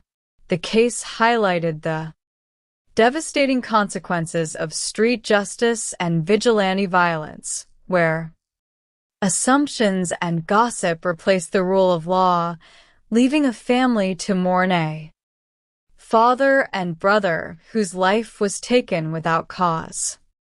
The efforts of the investigators across these different communities demonstrated a shared commitment to uncovering the truth, whether piecing together digital footprints from a cell phone, analyzing trace blood evidence hidden beneath a car seat, or sifting through the ashes of a forgotten fire. The pursuit of justice remains a meticulous, human endeavor. Through patience, objective analysis, and a respect for the lives of the victims, those who serve in law, enforcement continued to provide answers for the families left behind, ensuring that the truth is never entirely lost to the passage of time. The shadows of a southern night often hold secrets that only the morning light can begin to untangle. In the quiet hours before dawn in North Charleston, South Carolina, the peace of a residential neighborhood was shattered by a desperate plea for help. The emergency dispatcher answered a call at 911, hearing the trembling voice of a resident at 6 Rolling Fork Road. A stranger was outside, frantically banging on the doors and windows, screaming for assistance. The dispatcher, maintaining a calm and professional demeanor, assured the caller that an officer would be dispatched immediately. Within minutes, patrol officers arrived at the scene. The quiet suburban complex was transformed into a landscape of flashing blue lights and urgent radio transmissions. One of the responding officers reported a grim discovery near the stairwell of the first floor. There was a substantial amount of blood pooling on the concrete. Underneath the stairs lay a young man, unresponsive and bleeding heavily from a single gunshot wound to his upper thigh. His pulse was rapidly fading, and though he was still breathing, his life was slipping away. Despite the swift arrival of medical personnel, the young man succumbed to his injury. For the homicide detectives assigned to the case, a silent clock had begun to tick. In the realm of criminal investigation, it is a well-established understanding that the chances of solving a homicide are significantly reduced if investigators do not secure a viable lead within the first 48 hours. Detective Reams was asleep when the call came in, but the gravity of the Situation quickly dispelled any lingering fatigue. Arriving at the apartment complex, he joined his colleagues to survey the area. The deceased victim lay beneath the metal stairwell. He carried no identification, leaving his name a temporary mystery. However, his body bore several distinct tattoos that suggested potential gang affiliations. The immediate task was to obtain his fingerprints to establish his identity. On-scene examination revealed a single gunshot entry wound on the inner side of his left thigh. The heavy blood loss indicated that his femoral artery had been severed, a catastrophic injury that would have rendered him unconscious within minutes. A methodical search of the surroundings revealed a trail of blood winding past the apartment dumpsters and leading toward a nearby guardrail. Near the start of this trail, crime scene technicians discovered a 9mm handgun magazine resting on the ground. It was loaded, yet there was no firearm in the immediate vicinity. Detectives searched the surrounding foliage, realizing that a metal detector would be necessary to thoroughly sweep the grassy areas. Strangely, none of the neighbors reported hearing gunfire. This silence led detectives to hypothesize that the shooting might have occurred inside a vehicle. A person could have been sitting in a parked car, engaged in a conversation that turned violent, gotten shot, and then stumbled out of the vehicle while the assailant sped away. As the search continued, investigators found a cell phone lying near the blood trail. It was locked, but its location strongly suggested it belonged to the victim. Understanding the wealth of information a modern phone can hold, Detective Reams decided to secure a search warrant to access its contents.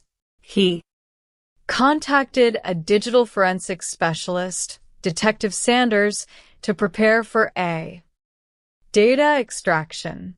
The phone could reveal who the victim had been communicating with, who he was scheduled to meet, and whether he was involved in some type of transaction just before his death.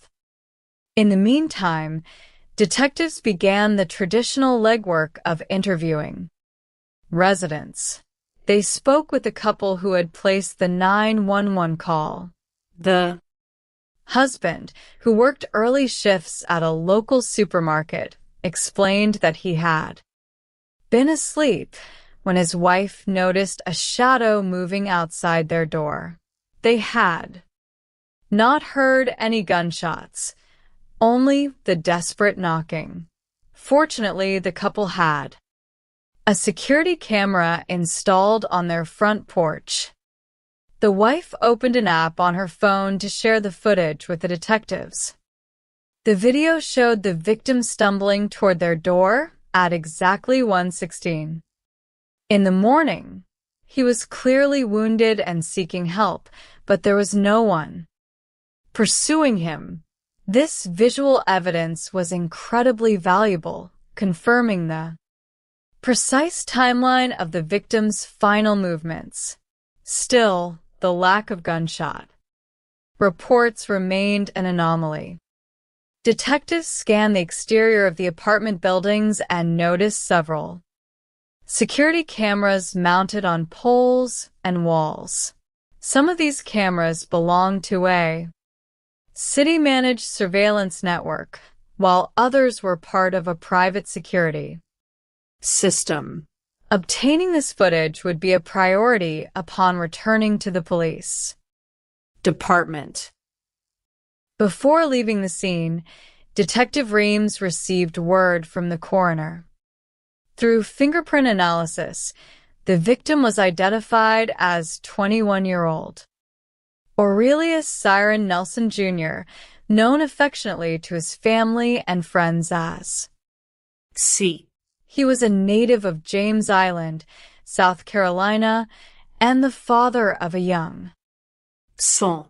With a name now attached to the tragedy, the investigation gained a clearer focus.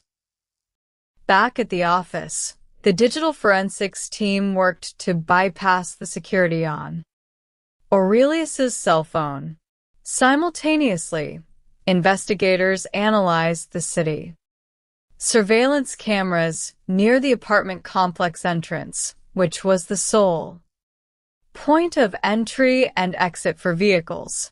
If the shooting had taken place inside a car, that vehicle would have had to exit the complex shortly after the incident. Detective Sanders carefully reviewed the footage from approximately 5 minutes before Aurelius appeared on the doorbell camera at approximately 1:11 in the morning.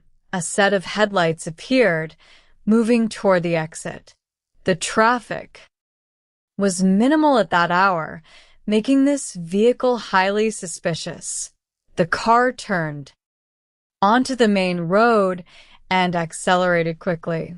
From another camera angle, detectives determined that the vehicle was a light-colored, possibly white or silver, Infiniti sedan. Unfortunately, the license plate digits were obscured by the glare of the streetlights, preventing an immediate identification. Detective Reams contacted the private security company responsible for the apartment complex cameras. The representative agreed to meet him at the pool clubhouse, where the recording system was housed, to retrieve high-resolution footage. As the detectives prepared to leave the complex after gathering the video, they were approached by a young woman who introduced herself as Aurelius's girlfriend. Visibly shaken, she explained that she had heard about the shooting from his family. She revealed that they had been staying at a budget motel about a mile away. On the night of the shooting, Aurelius had been sleeping but woke up around 1 in the morning, got dressed quickly, and left without saying a word. She did not know if he had received a call or who he was planning to meet. Returning to headquarters, the team reviewed the newly acquired high-resolution footage from the apartment complex pool area. The video captured the white Infiniti sedan cruising slowly through the parking lot. While the license plate remained illegible, the detectives grew increasingly confident that this specific vehicle was central to the crime. After 12 consecutive hours of intense investigation, just as the detectives were considering a brief rest, the case took an unexpected turn. Patrol officers on routine duty spotted a Toyota Sport utility vehicle driving erratically. A passenger in the vehicle had a jacket draped over his head. When a patrol sergeant attempted to initiate a traffic stop, the vehicle pulled over and 2 individuals immediately fled on foot into the darkness. Upon inspecting the abandoned vehicle, officers discovered significant amounts of blood inside. The passenger with the jacket over his head claimed he had been kidnapped and assaulted by the 2 men who fled. He asserted that these men were friends of Aurelius, who believed he had set Aurelius up to be killed. Detective Reams went to the hospital to interview this individual. The man explained that Aurelius had visited his home shortly before the shooting and mentioned a plan to rob a local drug dealer. Aurelius had left on foot, and the man had not heard from him again. The following morning, Aurelius is vengeful. Friends had confronted him, demanding that he call the target of the intended robbery. When the call was placed, the individual on the other end hung up. Immediately, the friends then forced him into the vehicle, where he was assaulted before the police intervened. The man provided detectives with the name of the individual Aurelius had planned to rob. A database search of this suspect revealed that he was associated with a white 2010 Infiniti G37 sedan, matching the vehicle seen. On the surveillance footage, the suspect had several historical addresses in the area. Detectives spent the next several hours checking these locations, hoping to spot the white Infiniti. During their search, they encountered a few individuals, but found no sign of the car. Realizing the vehicle could be hidden anywhere, they issued a regional flyer to alert all local law enforcement agencies to watch for the car. By the second day of the investigation, the digital forensics team successfully extracted data from Aurelius's phone. The call logs and text messages revealed a consistent exchange between Aurelius and the suspect leading up to the shooting. The messaging had persisted for nearly 30 minutes, likely coordinating a meeting place. The final message from the suspect was sent shortly after the estimated time of the shooting, asking Aurelius where he was, possibly in an attempt to create an alibi.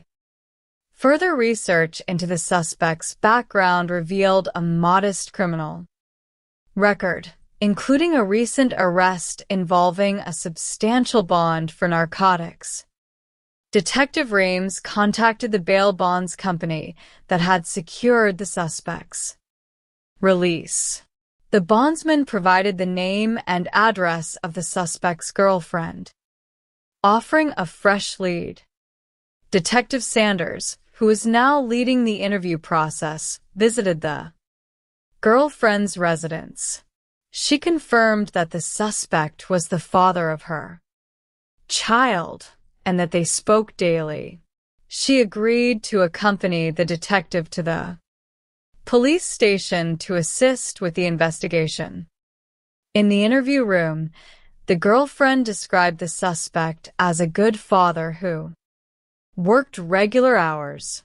She mentioned that he had visited her early Sunday morning, around 2 o'clock, and did not seem unusually nervous.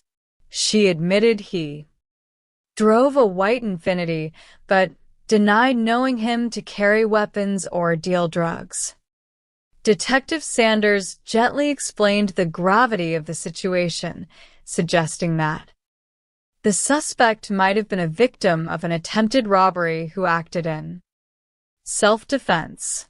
He asked the girlfriend if she would be willing to call the suspect on speakerphone. She agreed. The suspect answered, and Detective Sanders introduced himself, stating that they needed to speak about an ongoing investigation. The suspect, sounding cooperative, promised to arrive at the city hall within an hour. However, 20 minutes later, a local license plate reader flagged the white Infiniti nearby. Patrol officers quickly descended on the vehicle, conducting a high-risk traffic stop. The suspect was detained, and the vehicle was secured for transport to a police forensic warehouse. When the suspect was brought into the interview room, he was visibly angry about the sudden arrest, noting that he had been on his way to meet the detectives. Voluntarily, Detective Sanders apologized for the lack of coordination among the units and removed his handcuffs to establish a more cooperative atmosphere. He presented the suspect with a constitutional rights advisement form. The suspect, however, declined to make a statement without a lawyer present, expressing concern that he was being set up for a serious charge. With the interview at a standstill, the detectives focused on the search warrant for the Infiniti. While they had strong circumstantial evidence, including communication logs and surveillance footage, they lacked definitive proof of what had occurred inside the car. If a shooting had taken place, the severed femoral artery would have left significant biological evidence, even if the interior had been cleaned. At the forensic warehouse, crime scene technicians began their examination of the white Infiniti. They noticed what appeared to be an older bullet hole in the driver's side door, but an initial search of the cabin yielded no weapons or casings. To search for latent evidence, the team utilized a chemical compound called Blue Star, which illuminates trace amounts of blood under specialized lighting. The application revealed a bright luminescent reaction across the front passenger seat. It was clear that someone had thoroughly wiped down the leather, but the blood had seeped deep into the foam cushion beneath. A detective used a knife to cut open the seat, revealing a heavy accumulation of dried blood that had soaked through the fabric. This discovery provided the probable cause needed to sustain a charge. The suspect had not only been present at the scene, but he had also actively destroyed evidence of a violent crime. Faced with this overwhelming physical evidence, the detectives decided to formally present the charges to the suspect. Detective Sanders entered the interview room and informed the suspect that he was being charged with murder. Based on the blood found in his vehicle, the suspect reacted with shock and outrage, claiming he did not own a firearm and had been the victim of an attack. He blurted out that the deceased had shot himself. Seeing an opportunity to hear the suspect's version of events, Detective Sanders asked if he was willing to waive his rights and speak openly. The suspect agreed and signed the waiver. The suspect then recounted the events of that night. He explained that Aurelius, whom he knew casually from a local convenience store, had asked to meet near a restaurant. Aurelius got into the passenger seat and gave driving directions. Suddenly, Aurelius produced a handgun and announced a robbery. A desperate struggle ensued within the moving vehicle. The suspect fought for his life, grabbing Aurelius's wrist and attempting to redirect the firearm. During the scuffle, the gun discharged twice. The suspect recalled Aurelius crying out that he had shot himself. Once the struggle ceased, Aurelius fled from the vehicle, scaling a nearby fence toward the apartment complex. Terrified and confused, the suspect sped away from the scene, throwing the firearm out of the window into a wooded area before returning home to clean his car. After reviewing the suspect's statement, the detectives consulted with one another. The medical examiner's findings regarding the trajectory of the bullet and the lack of defensive wounds on the suspect's hands aligned with the narrative of an accidental self-inflicted wound during a struggle. The entry, wound on the inner thigh, was highly consistent with a firearm discharging while held at a low angle during a close-quarters wrestle. Ultimately, The detectives concluded that a murder charge was not appropriate. Instead, they decided to charge the suspect with misprision of a felony, A charge reflecting his decision to conceal the firearm and clean the blood from his vehicle rather than reporting the incident to the police. Detective Sanders returned to the room to deliver the news. He emphasized that while the suspect was not being charged with murder, his actions after the incident were serious offenses that carried consequences. He urged the young man to always contact law enforcement immediately if he ever found himself in such a terrifying situation again. With the investigation concluded, the tragic reality of the case remained. Aurelius Siren Nelson Jr. had made a fateful decision to engage in a robbery, a choice that ultimately cost him his life and left a young child without a father. In another part of the country, beneath the tall pines of Gwinnett County, Georgia, a different tragedy unfolded in a quiet neighborhood park. Late one evening, the Gwinnett County Police Dispatch received a frantic call from a young woman. She reported that she had been sleeping in her car at a local park when she was awakened by the sound of rapid gunfire. She believed her boyfriend and his friend had been shot and were unresponsive. Emergency personnel rushed to the park, where they located a vehicle parked near a wooden picnic table. Two young men were found nearby, showing no signs of life. Officers immediately established a secure perimeter and requested a canine unit to search for any suspects who might have fled into the surrounding woods. The tracking dog quickly picked up a scent, leading officers along a dirt trail that wound through the forest and emerged near the backyard of a residential home. The dog alerted on the rear of the house, but the track ended there, suggesting the suspects may have entered the home or utilized a vehicle parked nearby. Officers knocked on the door of the residence, but the lights inside were quickly extinguished